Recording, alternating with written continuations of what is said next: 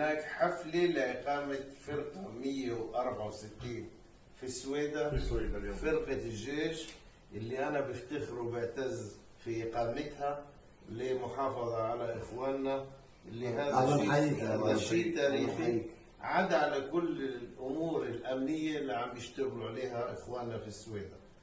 فأنا بحيي الشيخ أبو سلمان حكمة الهجري، المرجعية الدرزية في العالم. ثاني شغلة بدي أقولها على ملأ، إنه الشيخ أبو سلمان ما بحاجة صار لدروز إسرائيل. دروز إسرائيل ما إلهم الجميلة، عم بيعملوا المستحيلات، ولكن علاقاته أصبحت مع الدولة اليهودية الإسرائيلية دغري، وحبوه أكثر زعيم درزي دين والدنيا في هالمنطقة، فهو ماشي على الطريق. نحن سمعنا اليوم إنه في شرع جاي يوم الاثنين على أمريكا، بدهم يختموا معه اتفاقية. في ناس في الجبل يعني كثير تضايقوا من هاي الخبر، ولكن ما في شيء بغير موقف الطائفة الدرزية في السويدة.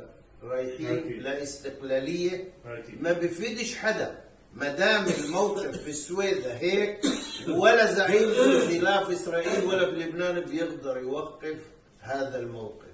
لذلك اللي بده يساعد السويدة كان قبل كم شهر لازم يعطي أموال للسويدة ليقيموا الجيش، مش يستنوا للمجزرة. صح.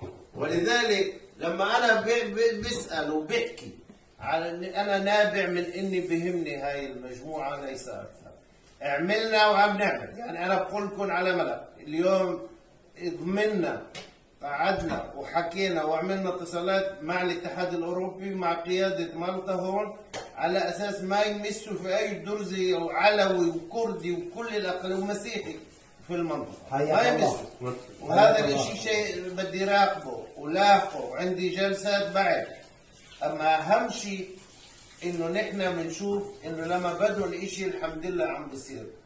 يعني نحن جبنا موقف إنه أصحابي اللي حوالي اللي عم بيشتغلوا للسويدة عم يجيب أموال من برات، من أمريكا، من الأمارات تيساعدوا. عندكم في سلخت ما كان في أبوار مي، ما كان في هناك مي، فجابوا أموال وظبطوا كل أبوال المي. في أمور كثير عم تنعمل نحن بالغنى لا نحكي عليها، ولكن في أموال في إسرائيل ما انبعثت للشيخ أبو سلمان، وهذا غلط كبير. وكل واحد يتخاذل على الشيخ أبو سلمان لازم يدفع ثمن. صحيح.